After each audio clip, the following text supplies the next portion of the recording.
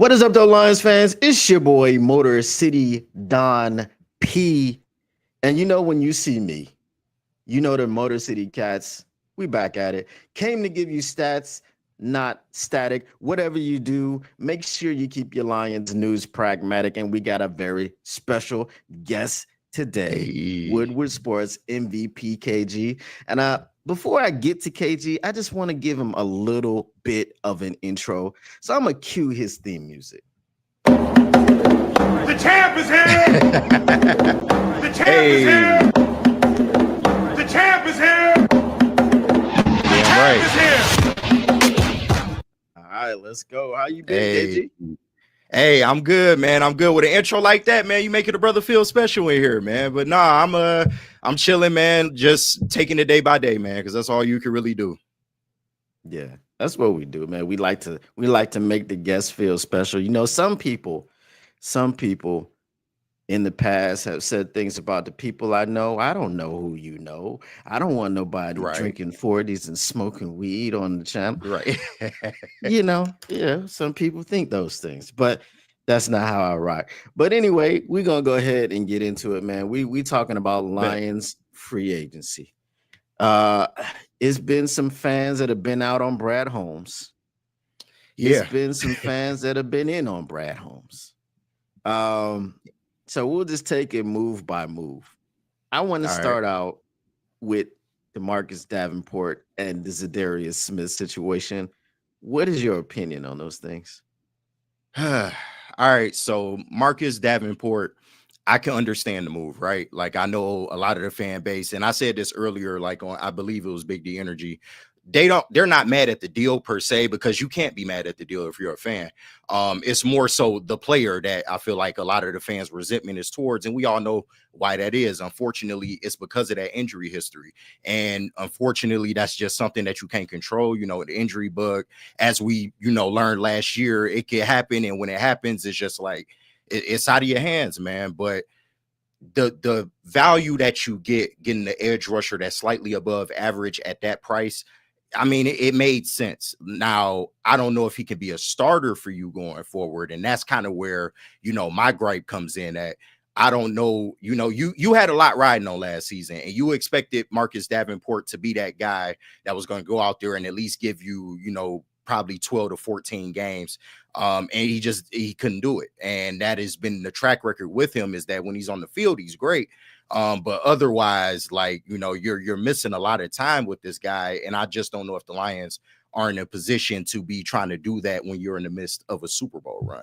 So that's my concern there with Davenport. But overall, I feel like Brad, there's other moves to be made. We still very, very early in this process. So eventually, he's going to add edge rushers to the room, and that's probably going to be through the draft. That just seems to be where he makes his money at. But as far as the Zadarius Smith move, it did kind of catch me by surprise. But of course, once you do a little digging and you figure out, okay, well, they saved $6 million, and they were also maybe trying to avoid, paying him another $6 million next year with the void years, the way his contract was set up. So, on the surface, I understand. Where I would kind of start to agree with some of the fan base is if there's no corresponding move to that. Like if you don't replace that kind of production, because he was a almost 10 sack guy still, even at his age. He came to the team, he gave you 4 sacks. And like I said, he single-handedly won that Thanksgiving Day game for you. If he hadn't got that sack, you probably lose that game. But overall, if you replace that production, it's fine. But if not, it's kind of like, okay, well, what was the point of that? 100%. Let me give a shout out to Roma685, who is in New Zealand. Shout out. Which part are you in? Are you in Auckland? You in Christchurch? I know a little bit about New Zealand. I was there like 4 times last year. Oh, my man, where in the world is Don P, man? Yeah, like San Diego out here. Exactly. But yeah, so the Big Z thing, because I want to get a little bit into Marcus Davenport, but I want to talk about the Big Z thing. Okay. You saving $6 million this year, and maybe you save $6 million next year. My issue with the Big Z thing, right? And you gotta couch things, you gotta preface things first when you be talking to Lions fans, because They be coming for your head and your neck and your Yeah, throat. they do, man. They is ruthless, man. And I get it. I understand it, man. We ain't never been in this position before. We don't know how to act. It's just like Right, getting into the right. club for the first time. It's like, do I go talk to the ladies? Do I go buy bottles? You just the lights. It's a lot, man. It's a lot. We brand new right now. Yeah. So it's not a criticism of Brad Holmes' ability. I'm just looking at okay, Joey Bosa. Joey Right. Bosa is being offered what, 10 million per? About that, yeah. Joey Bosa is a guy that's oft injured, but when he's healthy, he's a game wrecker. He can do his thing. But when is he healthy? We looked over his history. I think he played 3 full seasons. Yeah. That ain't good. No, it's not. So this is the range that he's been offered in. Zadarius Smith was going to cost you 11 million this year. Yeah. Right? So where else are you getting that? I mean, I can understand it. I think it more so played into the fact of the money next year and the way the void years was set up. I don't think they wanted to risk that money because they may need that 6 million, on the back end where you're trying to maybe extend one of your guys. So, and going into 2026 and 2027, the cap situation with the Lions, it gets a little bit murky. Now, of course, you're gonna get Jared Goff out of that, $60 million cap hit, but otherwise, I mean, you got some decisions to make. Do you keep a Kirby Joseph? Do you want to get ahead of the game on JMO, or Brian Branch or people of that nature? So, yeah, I mean, Brad Holmes, he's really going to make his money in this offseason and the next couple, and just being able to manage that. And one thing that I'm learning about this regime, or maybe something that I probably should have knew, he's valuing that cap space, man. He holds that cap space like near and dear to his heart. And I can understand that because you want to keep a level of like flexibility, but it is getting toward that time where it's like, you want to do anything to get over that hump because it seems like we're right there. We're just missing that final piece. I don't think that he won't swing on a big piece. I just think the situation has to be right. Well, I think we got a little bit. I don't know if everyone saw the Woodward heavyweights yesterday. Easy was talking about the cash rich owners, and apparently we are poor. Okay. Dang, first time I heard Detroit poor in the same thing. Yeah. Well, I mean, we ain't bankrupt, but we're poor. You know what I'm saying? Well, so when it comes to NFL owners, yeah, exactly. We're 29. The Ford family, we done had our, the money is the inheritance and, everything that Henry Ford did. And shout out to Henry Ford. He's the reason that the whole world has cars. And I tell people this in Australia, y'all wouldn't have cars if it wasn't for us. Right. Hey, respect. But for me, and this is what I was saying, the cap actually isn't real, but if your owner doesn't have the cash, then we kind of understand what happens with this money and why we're so cheap, quote unquote. Right. My proposal is to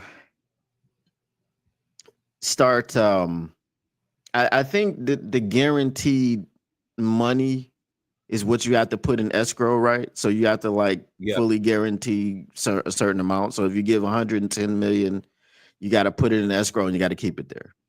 Yep. That's how I go. Right. So my approach, and I don't know if this would work. This is a theory. I'm just spitballing here. All right. Give less guaranteed money, give more signing bonus. I hear you, but is a player and an agent really going, are they really going to take to that? Because, that's the guaranteed money is really what the players are looking for. So if you do it like this, right? You say, I have let's say $150 million contract. Right. And I want 120 million guaranteed. So how about you say, well, I won't give you 120 million guaranteed. I'm going to give you 30 million guaranteed, but I'm going to give you 90 million right now as soon as you sign. I mean, I would be open to that, but once again, I'm I'm not in that taking position. So, I'm, I I'm mean, taking 90 but million. I mean, it sounds good to us, of course, but to an agent, and when they hearing that language, it might not go the same route. But I do get what you're getting at, though. I don't think it's a bad strategy, but it's once again when you're dealing with just some of these agents out here, they want that guaranteed number. The NFL is a fickle place, so you want to have that guaranteed money absolutely like in the bank. So I'm not mad at the approach, though. I'm not. Yeah. I mean, it's just something, Sheila, if you see this, Brad, Right. Sell some more just, Fords, man. Hey, do what you got to hey, do. Like, got to get that cash on hand, man.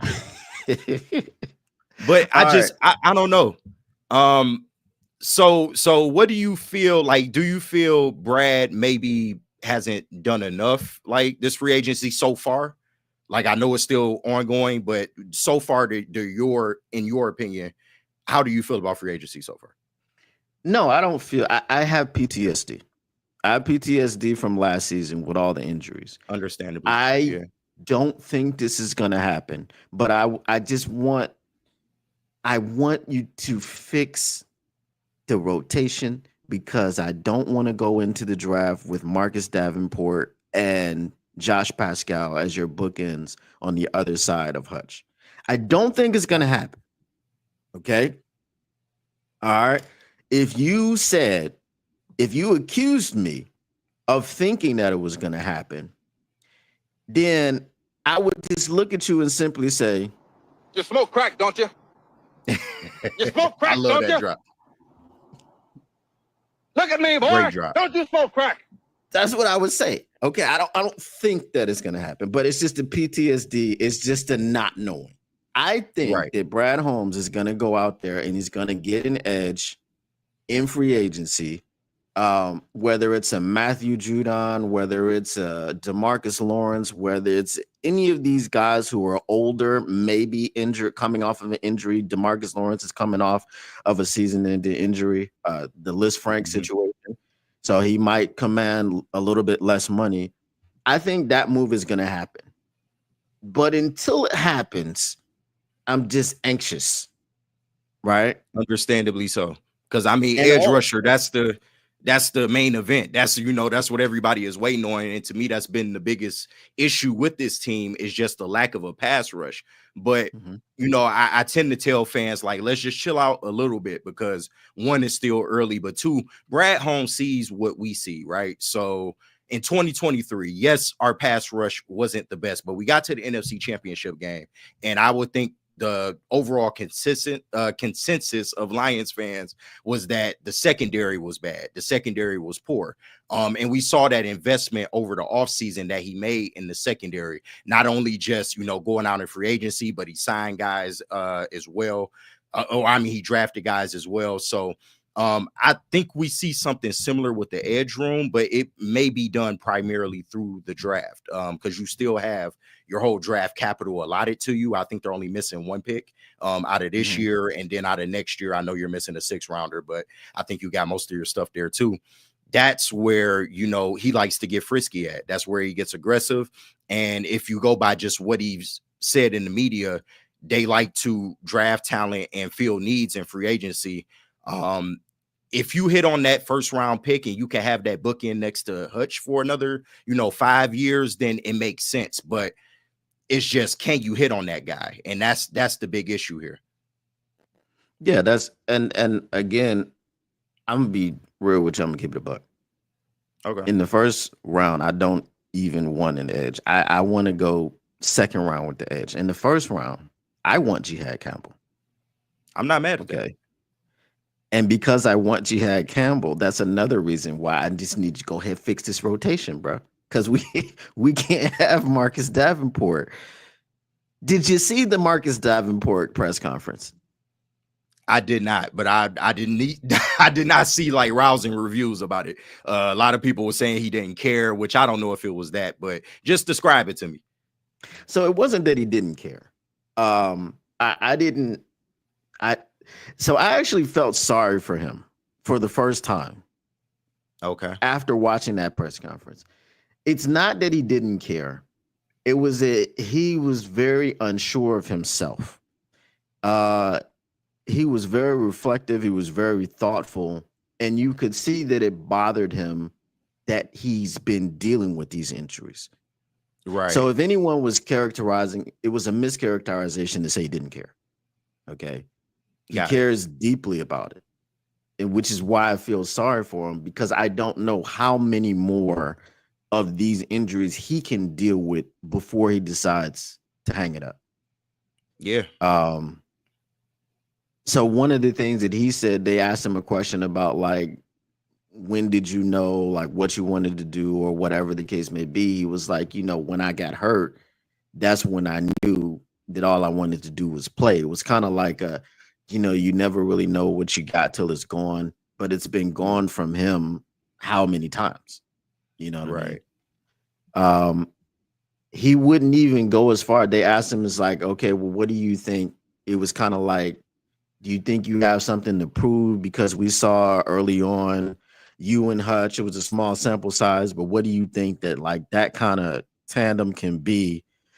Are you thinking domination or whatever the case may be? And he was like, whenever I try to think that far, I just kind of sit back. He was like, because I just got to get on the field first. Yeah. You know what I mean? Yeah, that's And tough. Yeah. And he was just like, whenever they asked him about anything, like it was just like, I just try to stay in my day and I can't keep too far ahead and I can't allow myself to think that far. I was like, dang, bro, like, yeah, almost like I hate to say it in this tense, but like a scarred dog, almost like, because he sees everything too. He hears the media constantly harping on the injuries. There's been a story that's followed him like a long time, and even during his time in New Orleans, you just hear about how many procedures he would have in one off season, and it's kind of like you do feel for the guy because he can't control that, and I know he wants to give nothing more than to go out there and be with the guys and be an integral part of the team. But it's tough, man, once you have incurred so many injuries that I can imagine that eventually it gets to you mentally, like, can I even still do this? Yeah. So I'm officially changing my stance to rooting for Marcus Davenport. Yeah. I want to see him succeed. Now, before I said, I was a big believer in his ability, but I wasn't as a believer in his ability to stay healthy. And I'm still not a believer in his ability to stay healthy because I haven't seen him stay healthy. Right. But just hearing him talk about it, like I'm officially rooting for him to stay healthy. Like I wanted to see him get all of his money, to get all of the incentive, because that means that it panned out and he was effective and he had success and the team had success. But now I'm just going, all right, well, I want to see this guy succeed. I want to see him do this as a Lion. I'm kind of in his corner, but it's business at the end of the day too, and that's the unfortunate part, is because I don't think anybody's like rooting against him when we bring up his injuries. It's not from the fact that we just want you injured. Of course we want him to do well, but when that's just your history, it's hard to get past that, unfortunately. I do hope it works. Once again, I don't know if he can be a starter for you, because we only got a 3-game sample size this past year before he was injured. So at this point, I would love to just see him be a rotational piece and see if it works that way, because when he's on the field, once again, it's no question about the type of ability and the impact that he can have. It's just all about staying on the field. Yeah, I don't think I've actively rooted against a Lions player that wasn't named Jeff Okudah. So yeah, that's a fact. And that's I mean, ultimately you can't blame them, because the regime was put in a win now spot, and they decided that we needed a Ohio State corner, a school that's notorious for not putting out the best corners. So it is what it is, man. He got thrust into a spot he wasn't ready for. Yeah, when he started chirping at the fans, I was like, bruh, you look like you never played football before.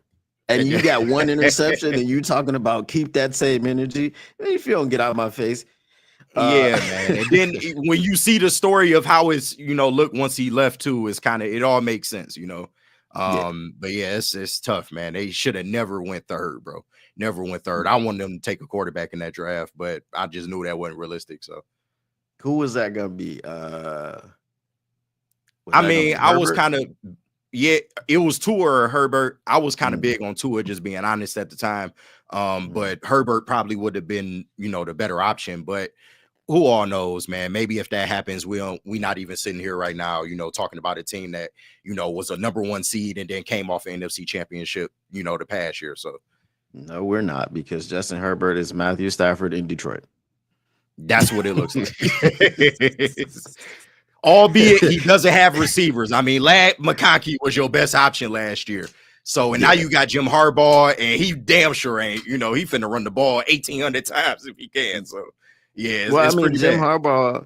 Jim Harbaugh is his Jim Caldwell. I mean, Jim Caldwell did Mm, come here and take the ball out of Matthew's hands because yeah, Matthew likes to throw pick sixes uh, yeah, at the end of the game. right.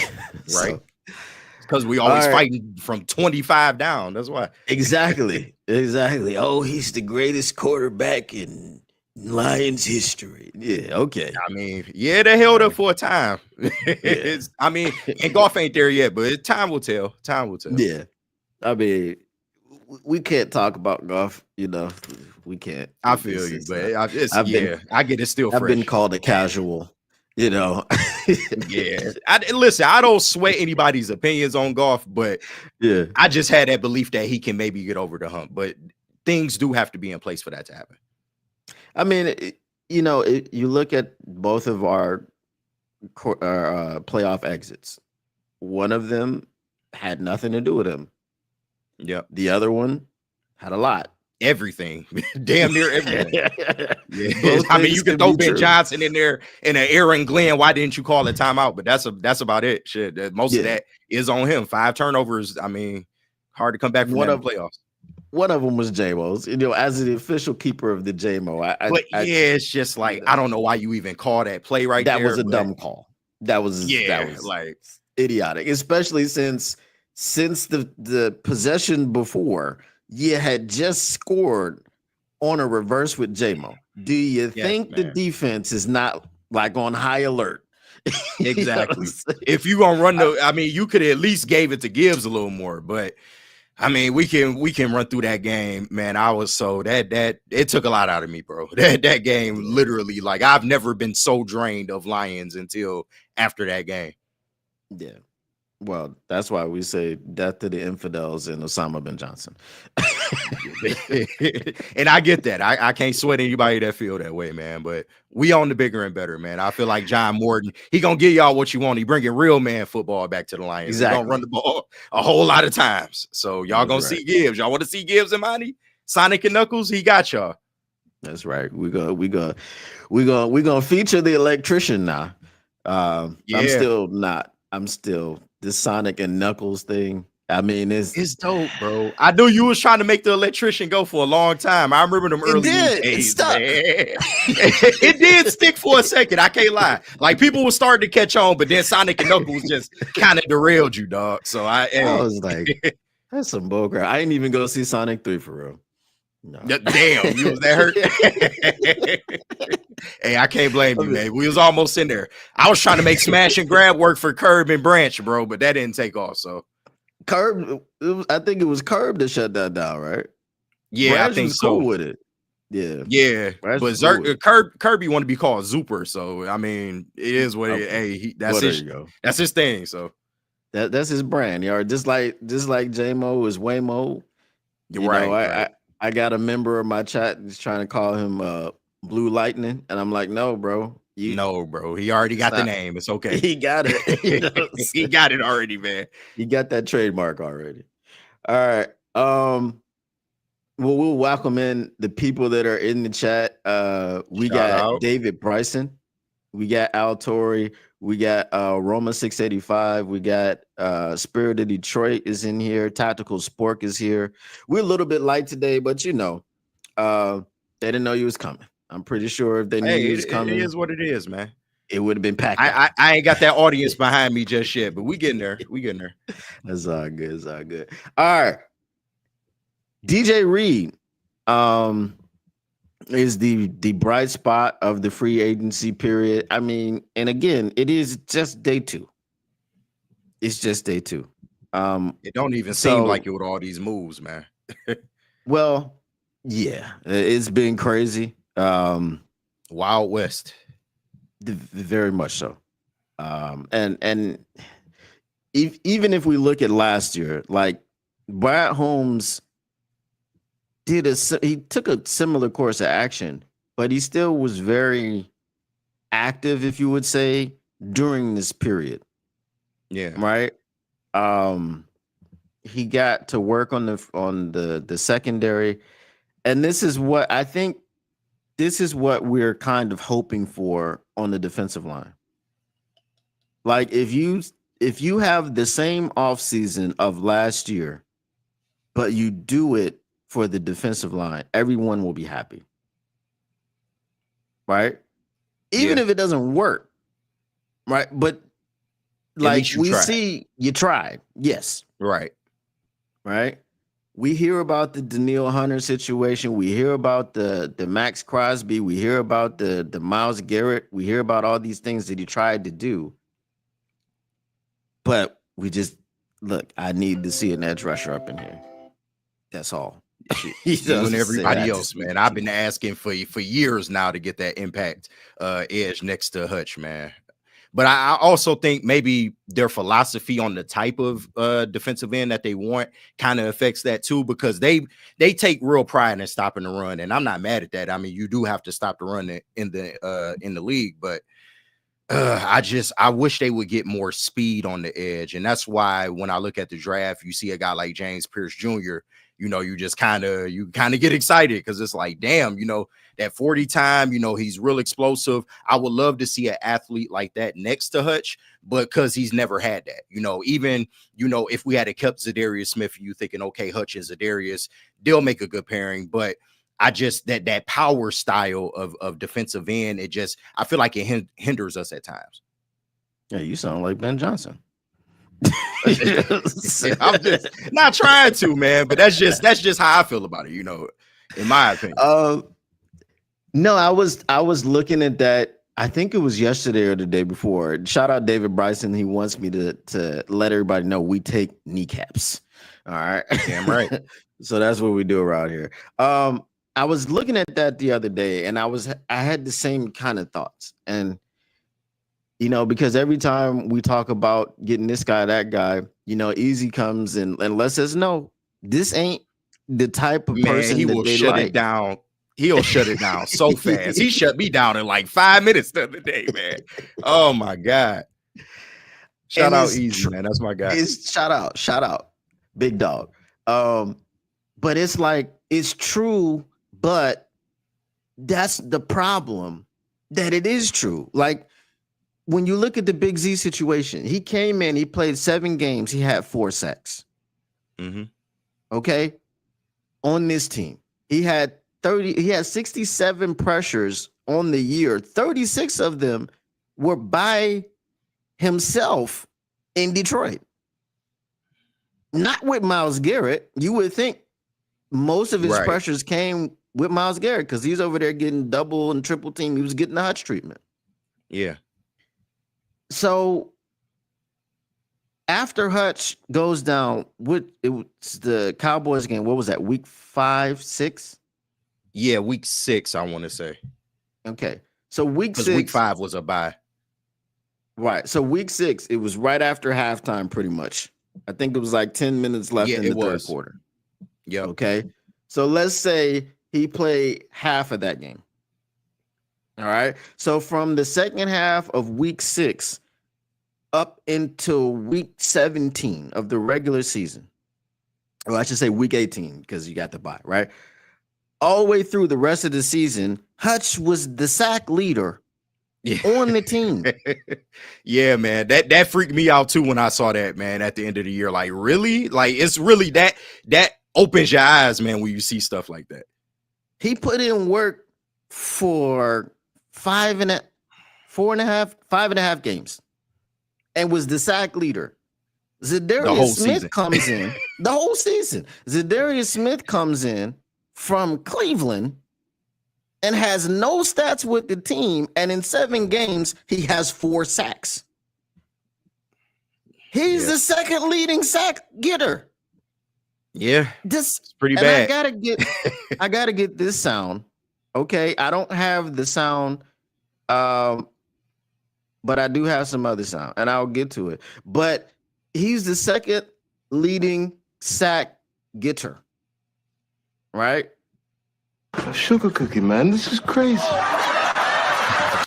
Okay, Yeah. I gotta get the $5 lines, but he's the second leading sack getter in 7 games. Josh Pascal had what? How many sacks? Like, people are saying, oh, Nick Scorton, he reminds me of Josh Pascal. He's this Josh Pascal clone. Nick Scorton has a pass rush plan. I see the wheels turning when he's getting to the quarterback. I don't see anything happening with Josh Pascal except setting the edge. And if we go to the Buffalo Bills game, missing tackles. Okay. Levi Onwuzurike. Shout out to $20 Ronin million 99. man. Bro. Shout out to Ronin 99, because he was like, I was watching the heavies before I came on, and he had a mailbag question, which was, would you re-sign Levi for $9 million? I said no, but they probably will. Yeah, I can see it. Levi Onwuzurike had 1.5 sacks and not a single whole sack. Did you hear what I told you? He had 3 crazy. half sacks Mm. on the season. It's pretty bad. It's pretty bad. But I mean, Aleem McNeil is really your only true pass rushing threat from the interior. So I mean, it kind of makes sense. And once again, that kind of plays into that prototype I was talking about. They like guys that can stop the run, and that's great. But in terms of a pass rush, it don't always work out too well. Bro, DJ Reader surprised everybody. He got 3 sacks this year. Not bad. I thought he had less than that. I ain't gonna lie. Nah, I knew he was great in the run. He was taking up double teams and all that, but yeah, that's what he was here for. And then, in last offseason, I was telling people, well, they're like, oh, you know how Lions fans are. Oh, he doesn't get sacks. But that's not what he does. Right. That's not what he necessarily here for. If he get him, cool, but that's not what he here for. He's not sexy Dexy. He's not stopping the run and also getting 9 10 sacks from the interior. He's not doing that. And that's fine. Marcus Davenport had half a sack in the 1.5 games that he played. Okay. Now, he did get his hands on Matthew Stafford multiple times. I think he touched on him, pause, about 3 times that game. Right. Yeah. But he only was able to get him, down for half a sack. And that's where the potential of Marcus Davenport comes from. Like, you saw him get the pressures. You saw him get his hands on the quarterback. Can he finish some more of those sacks? Probably. I mean, his best season was when he had 11 games. He had 9 sacks in those 11 games. Yep. So I understand the potential. But everywhere else within this rotation, right? You heard the drop. I'm a rapper. I'm not a sugar cookie getter. Well, right. They're run stoppers. They are not sack getters. And that's a problem. We got Lamar Jackson. We got freaking Jalen Hurts. Yep. Josh Allen. Patrick Mahomes. We play the Bills next year? Oh no. Oh, I thought you meant in terms of the schedule. No. Yeah. So those 3 are on the schedule next year. Yeah. Right? And Jaden Daniels, again, is on the schedule. We need quarterback getters. We need people that are going to get the quarterback on the ground, in the grass. So these big dudes that set the edge and they're great against the run, that's all cool. But how does that help us in the past? I mean, it doesn't. And that's kind of, when Hutch was coming up, and some of the critiques I would have about Hutch is like, yeah, he's great. He's in the backfield damn near every play, and all that's great. But if you're not getting sacks, you're not stopping drives, you're not, causing the possibility of a turnover, that hinders us, because you are once again giving the offense another chance to go out there and get a first down, or potentially score. So that was my big criticism of Hutch for a long time. And that wasn't to say that he wasn't, good or bordering great, but we all said that there was another gear that he can hit. And we kind of saw that, over this last season, him getting 6.5 sacks, like you said, being the leader in sacks for the Lions. That's still even crazy to even consider, when you look at just how long he was hurt. But yeah, and that's a problem when you don't have guys that can get back there and not just collapse the pocket, but get the quarterback to the ground. I mean, how many countless plays have we seen the Lions, dealing with a QB or a QB that knows how to improvise, and he escapes the pocket, he makes something happen, and we're giving up a big play or a score. I mean, we've seen that. That's like a storybook, we've seen that so many times. And you just wish that they had another guy. Now that Hutch appears that he's taking that next step, you just wish that you had another guy. And that's what kind of made Davenport, that intrigued you a little bit. You saw that first game, and it's like, all right, you got somebody else that can collapse the pocket and actually get back there fast enough to make a play. But once again, the injuries got in the way. So you wish that they would go out and maybe seek out guys that are more just of that prototype, that can get around the edge quickly and can get the quarterback to the ground. Yeah, and here's another thing. Coaches watch film. So if you keep bringing guys in the same archetype, even if you, trying to think of a big name. There are no big name edge rushers that don't really rush off the edge. Yes. Not the big So let's time. say, so let's say we're going into fantasy land here. Let's say Myles Garrett is what he is just against the run. He's not a big sack guy. Okay. And you pair him over there with Hutch. Guess what the coaches are going to say? We still only got to worry about Hutch. Yeah, you double up Hutch and let the other guy beat you. Right. Because this guy's not getting to our quarterback. And then don't let me be a coach like a Sean McVay and have a Matthew Stafford and tell him, okay, we need to get the playoff in like 2 seconds. Because that's kind of what we saw when they played the Lions. We couldn't get to Stafford because he was getting the ball off so fast. And if you can't get at least hinder the throw, then that's a problem, man, when you're dealing with a quarterback like that. Yeah. So this is why it's just like, great, stop the run and, like earn the right to rush the passer. And I understand the Marcus Davenport thing, but that's why you just got to go, hey, Leonard Floyd, was it Leonard Floyd that got released today and then got signed by the Falcons? I believe that was him. I can check, but it looked like him. Yeah. Dante Fowler, another guy like that. Get someone that rushes the passer. Right. And that's why I believe. Yeah, that's why I believe that they would be cool with Jihad Campbell, because they're drafting a guy that does everything. They like versatility too. Right. If you need him to be that designated pass rusher for snaps here and there, he can do that. If you need him to drop back in coverage, he can do that. I think Jihad Campbell is the best possible,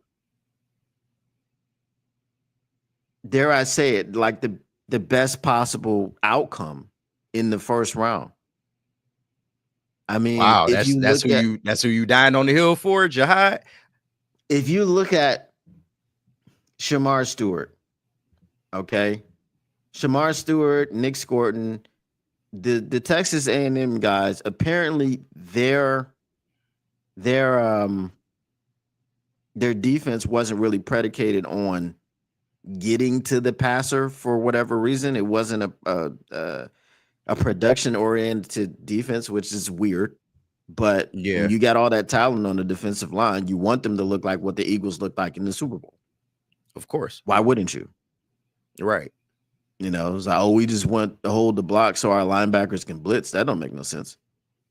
No, it absolutely doesn't. And oh, No, it's not good. I think my camera went out. But yeah, you can still hear me, right? Yeah, I can still hear you. All right, bet. I'm gonna get that taken care of. But yeah, like, no, I get you. And then, because Easy, he's a big Shamar Stewart guy. And I was kind of, he was taking me through it. And when I was watching the tape, I'm like, bro, he not really popping on tape like you would like to see a college player do, especially if you want him to come in and be able to rush the passer. I get stopping the run, but we already have a lot of people on this team that can do that. I would like to more so have somebody that can get in the backfield. And, Easy was making the case. No, man, you just got to watch. Like, and I get the athletic tools are there. But when you bring up players like that, I once again get to thinking about players like a Josh Pascal. Somebody that, athletically on paper, it looked great. Barring the injuries and everything, you thought he could come in and maybe, use some of those athletic gifts in order to get past tackles and get home. But that just hasn't been the case with him. Like you said, he sets an edge, and that's all well and good. But, if you're not getting home, that's everything, especially in today's league. That's everything.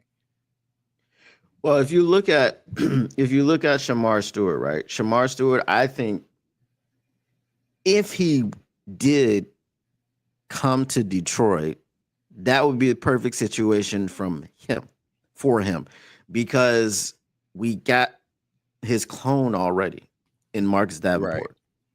Right. Both of them are 6'6", 280 plus, athletic, can get off the edge or whatever. So he could learn from Marcus Davenport, and Marcus Davenport could teach him some pass rush moves. Because like we said, in that game where he got to Matthew Stafford like 3 times, it was just, Matthew Stafford's getting the ball out in 2 seconds. Yeah.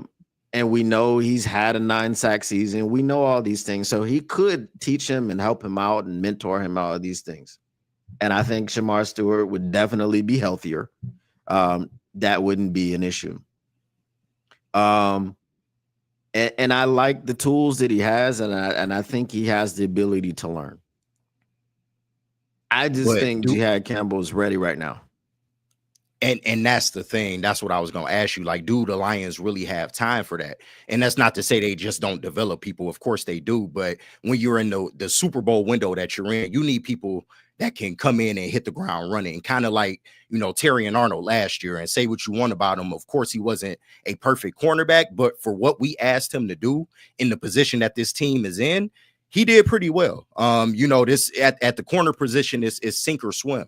And the fact that you were able to start him day one and he was a constant throughout the season, I think fans kind of take that for granted. So I definitely get what you're saying, in terms of that. Fans don't know what corners are. I'm a former corner and a former running back, right? So it's a tough turnaround, man, especially in the NFL, bro. Yes. So I don't mean to toot my horn, but your boy was a shutdown, lockdown corner. I mean, but if you got experience, you can speak on it. You feel me? So my only issue with Terrion was that he just didn't get his head around enough. That's all. You know what I mean? Right. And he was handsy, but coming from an SEC school, it makes sense because you can do that type of stuff, especially when you play for Alabama. You can get away with that type of stuff. Yeah. But he's also handsy because he just wasn't trusting his technique. So when you trust your technique, you don't need to grab, right? That's a fact. So the videos that he's been posting, this offseason, whatever, he's been very intentional on getting his head around, right? Mm-hmm. He was always in phase. He was always in the hip pocket. He had sticky coverage, right? Yeah. Also, he's not Quinyon Mitchell because Quinyon Mitchell was behind a literal dog pound of players. Yeah, like I hate when people do the Quinyon Mitchell comparison. It's like, bro, look at the defensive line that the Eagles have, bro. Like that's not even it's not even fair, bro. Like if the Lions had that kind of defensive line, then come on, man, that makes everything better. That makes the linebackers better. It makes the secondary better. Yeah. Did you see because I'm gonna make a reference. Did you see um Top Boy? All of the seasons of Top Boy? No, I only watched a few episodes of it. I never really got into it. Bro, you sleeping. I might have to get back on it. I've been looking for something to watch too. I might have to get back on it. Top Boy is like the British version of The Wire. Oh, when you making those kind of comparisons, though, that's a little. I mean, when we go British, you know what I'm saying? Yeah. You know, I'm just saying it's like the British version of The Wire. But there was a scene in there in the first season. They were in Jamaica, and he had a cousin, and I don't know, that wasn't his cousin. It was some crazy dude that he was working with, and it was this big drug dealer named Sugar. So he was like, you know, when Sugar says somebody if you die, everybody dies. This is what happened to our defensive line. You know what I mean? So I mean, essentially, dies, right? So now you're talking about Terrion Arnold and he this, that, and that. Dude, Terrion Arnold survived baptism by fire. If you look at Terrion Arnold as a rookie playing the most man coverage snaps out of any corner in the NFL. Facts. And then having pretty decent stats. Like, if you look at that, who does that? Like, what other rookie have you seen go out there and just be asked to man up everybody? Exactly. And that's another thing, too, because Quinyon Mitchell, they do play zone. They play a little bit of zone over there in Philadelphia. So he was also, you know, the beneficiary of playing zone defense with a great front four. So it's like, come on, man. Like, what are you expecting out the kid? And your defensive coordinator was a former NFL defensive back. Right. And he said, this kid can play, man. Yeah.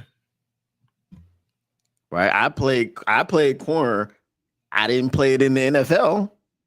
You know what I'm saying? But you know what you're talking about. But when AG looks at you and says, yeah, you got this. Right. Hey, and I don't think he was too far off. And like I said, he's not a perfect corner by any means. You know, when you show love, you know, to people, they just think that, oh, you're just a slappy. It's not that, but you got to give him credit, like I said, for just stepping into a big spot early in his career. And, you know, when people like to compare him to like Jeff Okudah, I'm like, it's not even close, man. It's night and day. Jeff Okudah was in over his head. Terrion Arnold, I mean, yes, the penalties early on were kind of, you know, a little bit problematic, but they weren't penalties that necessarily cost you games. And I think even Aaron Glenn and that staff would have told you, like, we don't want him to stop being the type of player he is. Like, if he's handsy, that's fine. We just have to, you know, you have to get craftier with it once you get to the, you know, the NFL level. I'm going to tell you what, because the plan is to come back for training camp the end of August. I'm try to finagle some things. Okay. If I was at a training camp and Jeff Okudah was there, I would have to stop myself from being that fan that is screaming things at him. You know what I'm saying? Like, dude, you suck. Get off the field. Like, I would have to stop myself. People had to be like, yo, just right, you tripping, bro. Have some decorum, okay? Right, act like you've been here before. Exactly. So that's how I feel about Jeff Okudah. I have no love for that man. I was praying that when he signed with the Texans and the Texans were on the schedule, I was like, I hope something happens. I hope somebody get a stomach bug. I don't hope injuries, nothing. Maybe a little bout of the stomach flu come around the team, and he's got to start against us. Boy, I was hoping. Yeah. It'd be nice. It'd be nice if we could torch him. No, it would be nice, but I think it's tough to see him with another team that's not in like a practice squad capacity. But I mean, you never know. But I think the book is out on him at this point, bro. But he might as well switch to safety or something, because he never had the hips. Pause. He never had the footwork. He just Yeah, and people and think. he was all. No, go Go ahead. My ahead. bad. No, I was gonna say he was a product of a bad system too. They was like trying to fit a square peg in a round hole, and it just wasn't really working, man. You got somebody, and you didn't even like kind of cater the defense towards him. You just let him. Mhm. You tried to stick him in your system, and it failed. Right. And he was, and people think like I'm being disingenuous or whatever. Obviously, both of us are Michigan fans. You're right. Um, Go blue. I lived on the campus when I was 9. My dad went back to college. Mm. Um, I watched every Michigan, oh hell no state, okay, game. That's what we call them. I don't say the names. Oh hell Right. no. Right. Cleveland, oh We don't hell rock with no. them. Akron, oh hell no. We don't rock with them. Had to look this dude up. Okay, when they were like, "Oh, Jeff Okuda, number 3," I was like, "What? Who? Who?" You know what I'm saying? I was like, "Smack, who is this?" You know what I'm I saying? mean, he did have some fanfare. Like there were people that were saying like he could be it, but I just didn't personally believe that. Brother, I'm telling you, when I'm telling you, I didn't remember who that dude was. Okay, and I done watched this man 4 times. Nothing. They were like, It just like didn't register. nah. Like, who is this guy? I was just like, what? Who is that? So I had to go look at the tape, and I was like, really? Yeah. You know what I'm The saying? tape don't lie. Like a good amount, a good percentage of the time, the tape don't lie. Nah, but I was right. I was right. It wasn't just because he's a oh hell no state player. I mean, I didn't like Taylor Decker for a while, but Yeah. that Yeah, is but what I mean, that he had to get there. He had to earn that. But I mean, Yeah. they brought in him and Frank Ragnow, so you got to give him credit for that. But that's the only credit they get, literally the only That's it. credit. And they didn't even develop him the right way. So what does No. it all account for? No, it didn't. All right, so while we're on cornerbacks, let's go ahead and get into this DJ Reed situation. What did you think of the DJ Reed signing? I thought he was essentially the second best corner on the market. I still think Carlton Davis was the best one, but when he's asking for 20 million, I mean, Brad Holmes wasn't gonna do that. And I'm not mad at him for getting his bag. You got to do what you got to do. I understand it's probably his last real payday. So you got to get that money, but what Brad did with DJ Reed, I thought it was a great move, man. And we heard that news. What was it, like 15 or 20 minutes after we got the Patriot news? Literally, Brad Holmes spin the block like like we good. The only concerns that I guess you would have as a fan is the height. I hear people talking about that, but I'm not really worried about that. You see how Meek plays on the outside, like DJ Reed is a dog. He'll be fine. He's a very sticky corner. He has that mentality to be physical, so I'm not worried about him in that aspect. And when you compare numbers like to Carlton Davis, it ain't much of a difference. Maybe Carlton Davis favors interceptions a little bit more. He's been more opportunistic in that sense, but overall, like they're the same player, and you can make some arguments that DJ Reader is a better coverage. Or I said DJ Reader. DJ Reed is a better. We're gonna keep doing it. Yeah, man, it's too easy. It's too easy. But DJ Reed, in some respects, is a better coverage corner than a Carlton Davis, who was already pretty good. I actually thought. Now, this is me just watching a few of his highlights and things of that nature. I actually felt like DJ Reed was a little bit more of a ball hawk. I didn't look at the numbers, but just the way that he plays the ball, the way he steps in front of receivers. I've seen him get some high point interceptions. So, one of the knocks on Carlton Davis when he left Tampa Bay last year from their fans was that he doesn't intercept the ball. But he got 2 big ones for us in the Texas game, so that's all we needed to care about. I mean, that's true, but how long was it before that? Just being real about it, I don't think it was out of the realm to bring that up, because for a while he wasn't getting those picks. Yeah, those were the 2 that he got this year. You right. Literally, don't. They came at a great time. Don't get me wrong. They came at a great Yes. time. But So I mean, we saw how Amik worked. A lot of people who, are just fans didn't really understand that Amik is not a slot corner, right? He right. is an outside corner. So we saw Yeah. how he worked. I want to be careful in saying that DJ Reed is a better version of Amik, because you I know how don't think Amik that's get. a. Yeah, that's true. That's true. But I think that's a compliment, man. But I don't think that's you not putting disrespect on me. Right. Right. So Amik is 1A, and DJ Reed is 1A 2. Hey, That's fair enough. 1A enough. plus 1.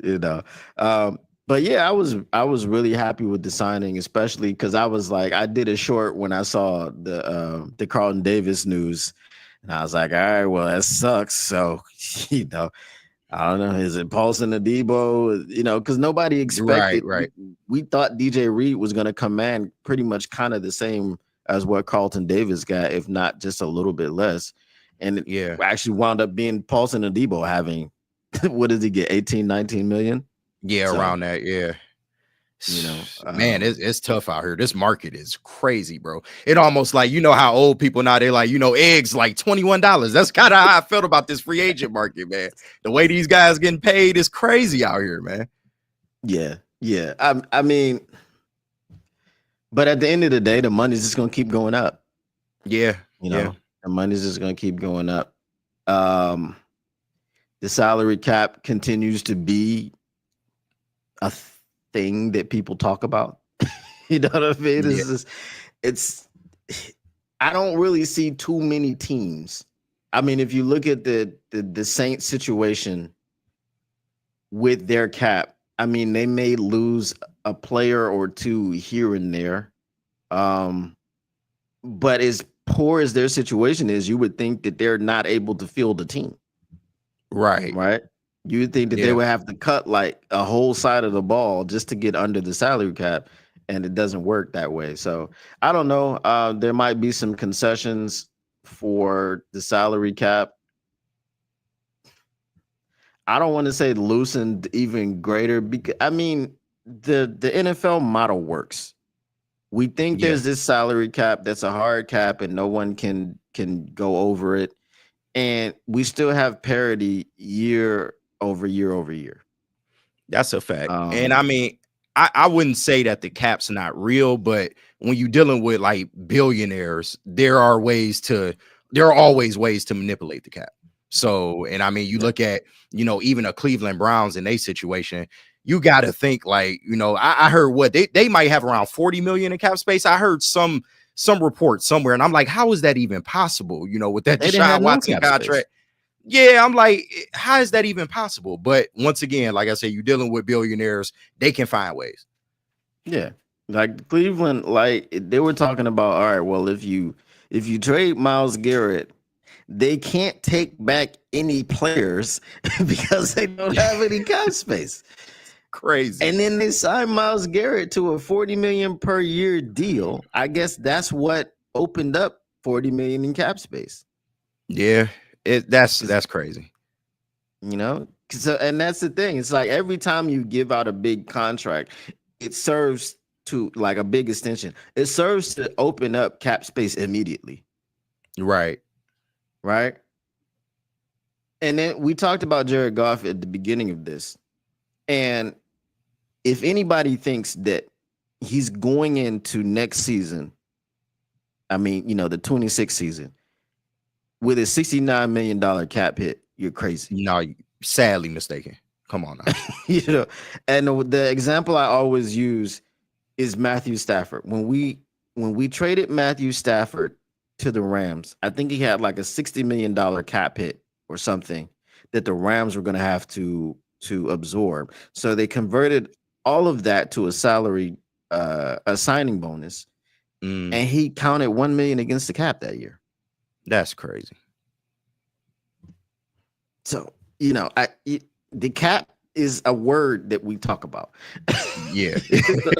A mythical being. But that chick on the plane say that MF back there is not real. Right. I'm telling you, man, when you hit that level of money, you can do whatever you want, essentially, bro. Like it's a For different real, playing for real. field. All right, so going forward, what would make you happy to have happen between now and the draft? Well, let me be in dreamland for a second. I would love Trey Hendrickson. Just because I mean the compensation, what they asking for, even if you just wanted to do a mercenary 1 year, let's just go for it. I think it makes sense. And I think you can facilitate a move like that. I don't think Brad would be calling about people like Myles Garrett or even Max Crosby going back to last year if you couldn't facilitate moves like this. So I do feel like they can make a move like that if they wanted to. Will he is the question, because once again, I feel like he'll do it, but it's got to meet his terms. It's got to be right.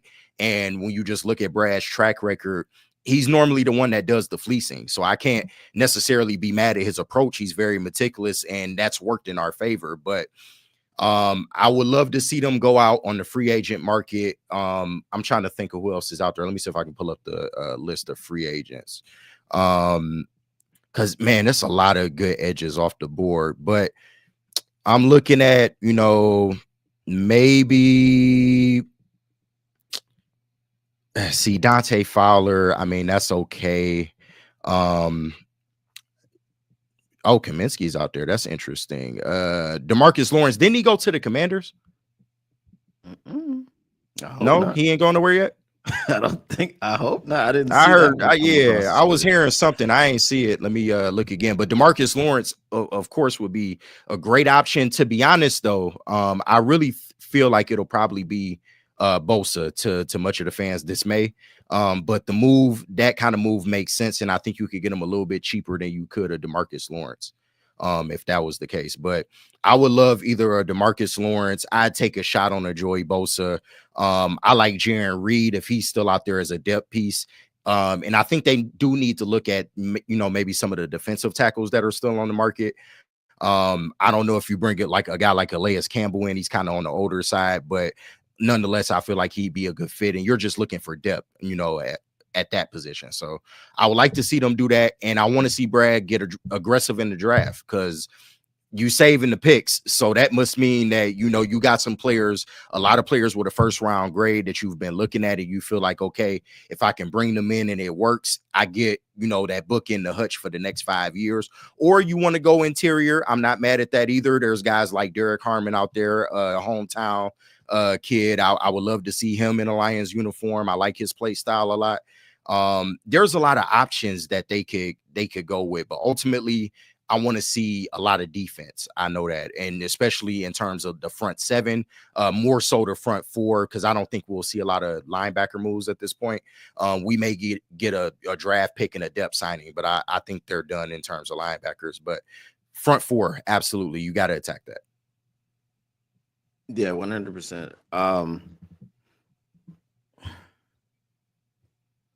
Let's see. You look like you got a lot on your mind, man. As long as it's on the defensive line, man. We definitely, I mean, it's kind of slim pickings on the DT market right now.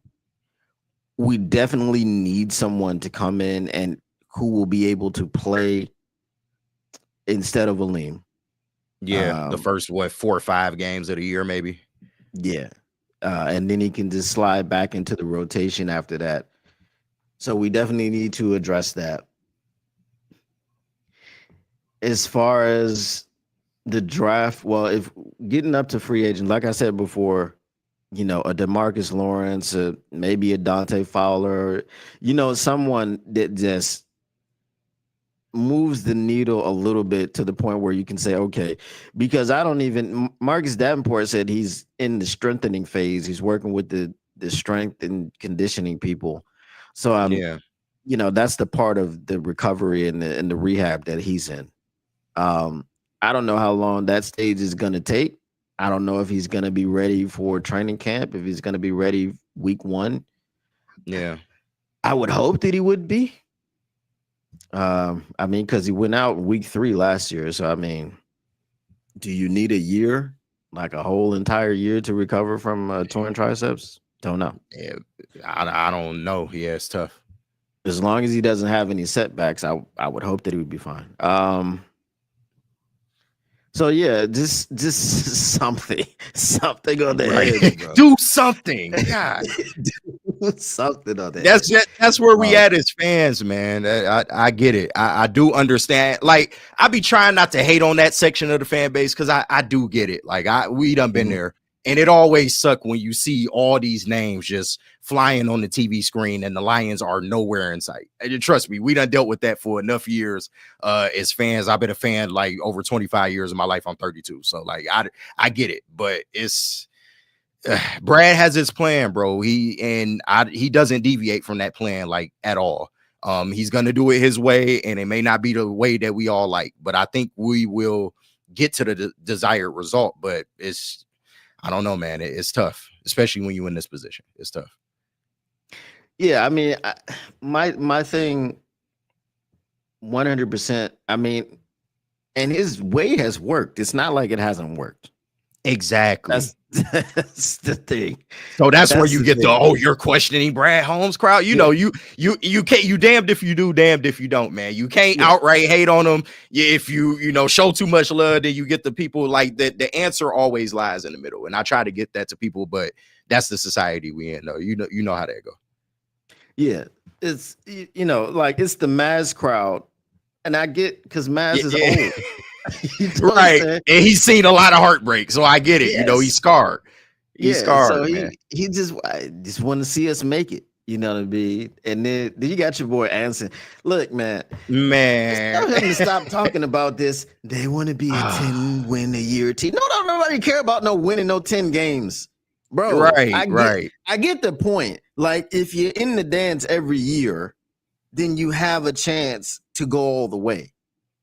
Right, but then you look at the Steelers and it's like, what is that for? Because what is it all for? They've won 6. That's true. That is also true. So I'm fine with being in the dance every year, but I want to win one first, and then we can talk about that other stuff later. Okay?